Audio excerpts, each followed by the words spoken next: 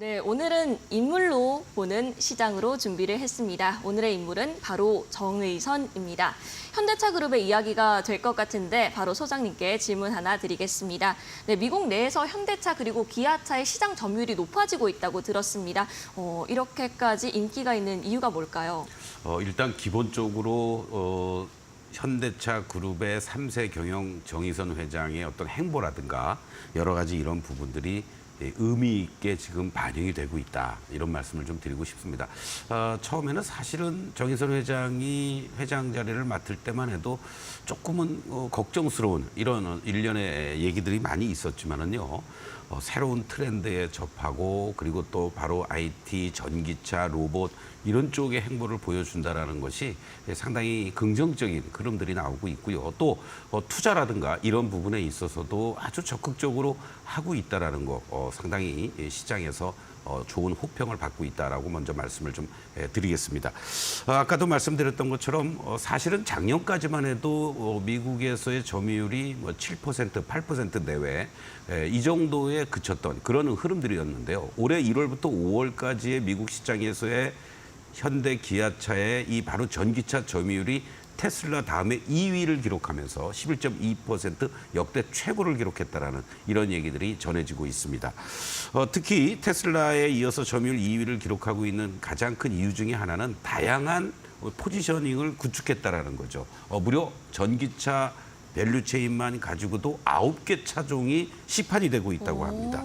바로 이런 부분이 결과적으로는 고객 소비자들의 선택의 폭을 넓히게 해주는 거고요. 그만큼 다양하게 판매가 이루어질 수 있는 그런 흐름들을 보여주고 있다라고 볼 수 있습니다. 특히 기아 EV9이 이미 출시가 되고 있고 국내에 먼저 이제 출시가 되고요. 내년에 또 EV3가 이제 출시가 될 것으로 이렇게 예상이 되고 있는데 이러한 부분들이 결국은 소형부터 대형까지 풀 라인업이 형성이 된다라는 거. 자동차 업체들은 어떤 면에서는 일부 소비자들은 아유, 뭔 차가 이렇게 많어 이런 생각들을 하실 수도 있지만 신차를 내놓다든가 그리고 계속 업그레이드를 시키고 어떤 틈새를 공략하는 이런 어떤 소비층을 어떻게 보면 각계격파시켰다고 그럴까요? 그러한 측면에서 상당히 점유율을 넓혀 나갈 수 있는 그런 흐름이다라고 볼 수 있겠고 또 최근 들어서 이제 하이브리드카와 관련된 이런 부분도 일본의 도요타에 이어서 상당한 시장의 점유율을 보여주고 있다는 것도 긍정적인 그러한 그 흐름을 보여주고 있다라고 볼 수 있습니다. 물론 뭐 IRA 인센티브 확대라든가 또 이러한 부분들이 결과적으로는 소비자 공략을 효과적으로 할 수 있는 그런 요인으로 작용이 되면서 이렇게 시장의 점유율이 역대 최고를 기록하고 있다. 이렇게 우리가 예상을 하고 또 앞으로의 행보를 주목해 볼 필요가 있을 것 같습니다. 네, 이렇게 전기차 점유율 역대 최고였다. 다양한 라인업 덕분이지 않았나 이렇게 얘기를 해주셨는데 그렇다면 기아 EV3가 내년에 출시를 앞두고 있잖아요. 오늘 이 EV3 때문에 2차 전지주들이 굉장히 급등하는 모습이 보였던 것 같은데 시장이 특별히 관심을 가지는 이유가 있을까요? 네, 그렇습니다. 바로 이제 어떤 시장이라고 그러는 시장과 섹터, 종목들은 아무리 뭐 좋은 재료가 있고 또 뭐 이런 것들이 있다고 할지라도 어떤 모멘텀이 중요한데요. 바로 오늘 인물로 한 이유도 정의선 회장 그리고 또 EV3라는 이런 어떤 모멘텀이 작용이 되지 않았느냐 이런 측면을 우리가 접근해 볼 필요가 있을 것 같습니다. 특히 우리가 아까 질문도 하셨는데 뭐 전기차 웬만큼 뭐 보조금 좀 받는다 뭐 해도 5천만 원, 6천만 원대란 말이에요. 그런 정도의 충전이라든가 여러 가지 이런 부분도 좀 불확실하고 불안정하고 관리하는 것도 좀 그렇고 그래서 저는 불편하기 때문에라도 아직은 이제 구매를 안 하는데 3천만 원대 그리고 또 만약에 보조금까지 한다 그러면은 뭐 3천만 원 이하로도 구매할 수 있다라는 거죠.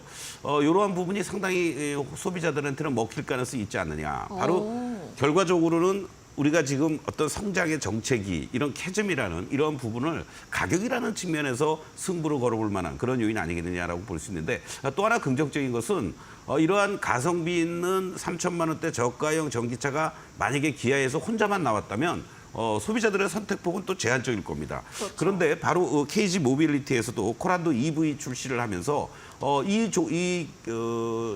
차량 같은 경우에도 뭐 보조금 혜택을 받는다면 3천만 원대 뭐 요렇게 지금 예상이 되면서 소비자들의 선택폭도 넓어지는 계기가 된다라는 거고요. 또 무엇보다도 불쏘시개 역할을 해주었던 것이 바로 양극재라든가 음극재 뭐 이런 쪽만이 치중했던 흐름에서 바로 실리콘 음극재를 적용하면서 일회 충전 500km 정도 이런 주행 거리가 장기간에 걸쳐서 나타날 수 있게 만들었다라는 거. 이런 부분들이 소비자들의 구매를 충분히 당길 수 있는 그런 요인이 아니겠느냐. 뭐 일부에서는 기존에 사용하고 있는 우리 배터리와 관련돼서 뭐 겨울 되면은 뭐 말이 뭐 400km인데 뭐 250, 300도 안 된다 이런 얘기까지 나오고 있지 않습니까? 네. 조금 더 성능의 부분에 있어서는 검증을 해봐야 되겠지만 바로 이런 부분들이 시장에서도 그렇고 뭔가 그동안 좀 숨통을 조였던 이런 배터리 업계라든가 2차 전지 업계에 좀 숨통을 트이게 하는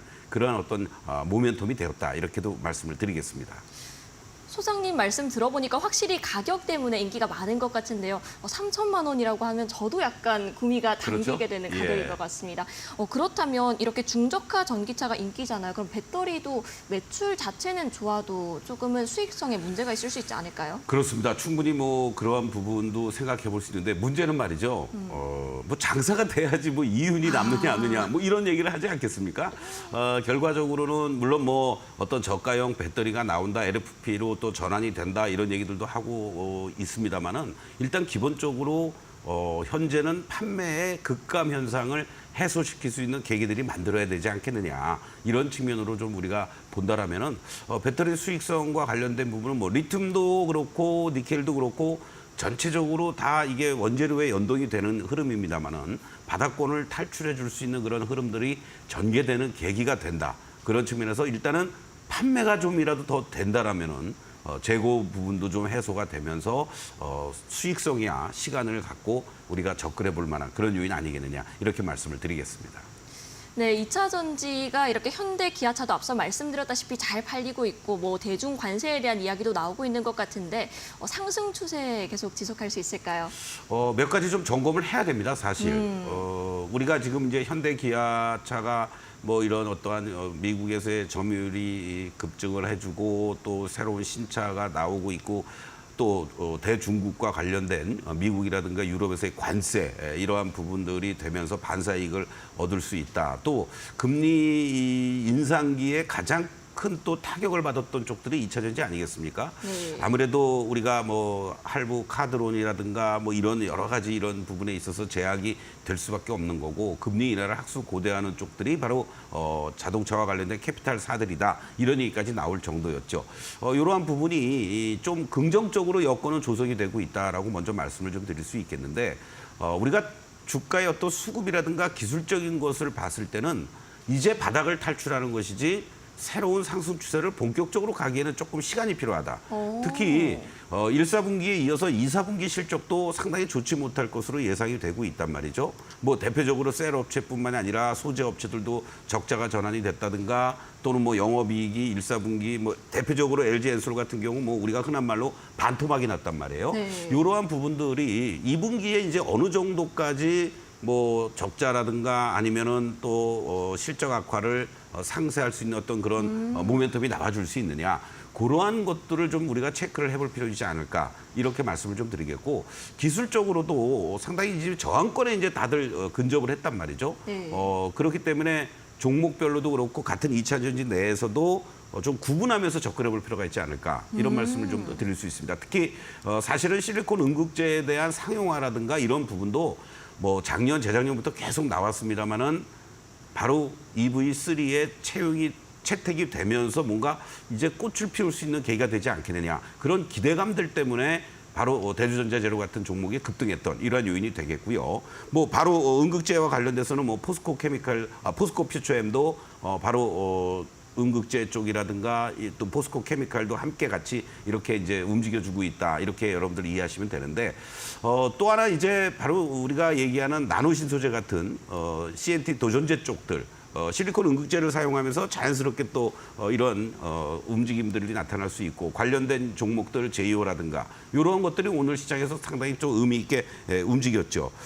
그리고 이제 아직 상용화는 좀 시간이 걸리긴 하겠습니다만은 삼성 SDI에서 상당히 발빠르게 지금 준비하고 있는 전도체 관련된 전고체 쪽에서의 레이크 머티리얼즈라든가 그리고 또 이 스페셜티 케미칼 이러한 종목들이 조금은 구분돼서 움직여줄 가능성이 높지 않을까 이렇게 말씀을 좀 드릴 수 있습니다. 다만 지금 주가의 대표적인 종목들을 한번 좀 여러분들 점검을 한번 해볼 필요가 있겠는데요. 대주전자재료 같은 경우에도 지금 보시면은요 상당히 이 주가의 움직임들이 지난 2월 달에 저점을 이제 탈피하고 숨고르기 눌림목이 잘 연출이 됐죠. 이러한 어떤 횡보 구간 속에서 단기간에 실질적으로 5월 중순 이후부터 이렇게 급등을 했습니다.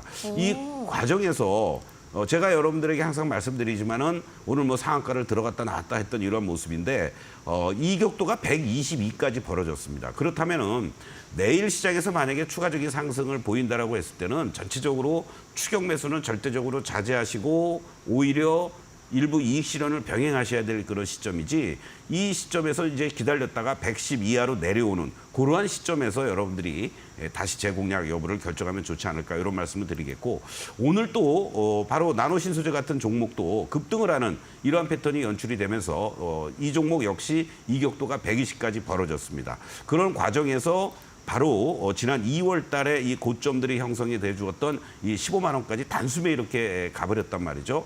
더 가기 위해서라도 숨고르기를 할 수밖에 없다. 이러한 관점으로 여러분들이 좀 보시면 좋을 것 같고 오히려 이러한 흐름들이 이제 이렇게 순환 흐름이 만약에 2차 전지 소재 쪽에서 나와준다라면은 말씀드렸던 전고체 쪽에서는 레이크 같은 이러한 종목도 지금 모습들을 보시면은 이제 사실은 지난 3월 달에 고점을 기록하고 지속적인 하락세를 보였죠. 네. 그리고 여기서 이제 저점을 잡아주려는 모습들 속에서의 1차적인 반등들이 이제 나타나기 시작을 했습니다. 그러면은 이런 종목들을 여러분들이 기다렸다가 분할 매수하는 이러한 전략으로 대응을 하신다면 이런 종목도 큰 무리 없이 접근해 볼 만한 그런 위치에 있지 않을까 이렇게도 말씀을 드리겠습니다.